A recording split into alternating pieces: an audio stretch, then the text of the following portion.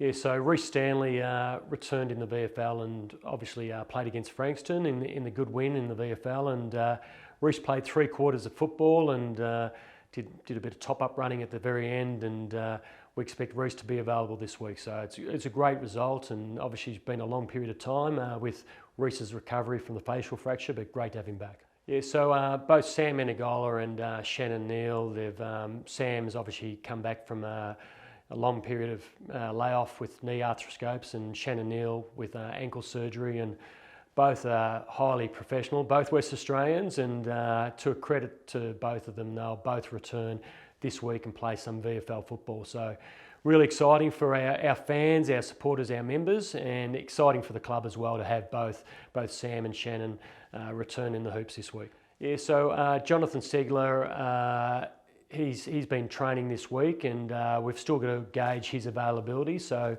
it's great that he is starting to get his body moving again, and obviously returning from a adductor injury. And but we need to still work through that with our medical team. We're Monday at the moment, so we've still got a couple of days to work through in that space.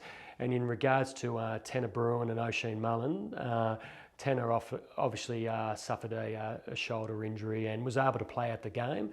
And O'Sheen Mullin missed last week with a adductor injury as well. So both those players have trained strongly today, and we expect them to both be available this week.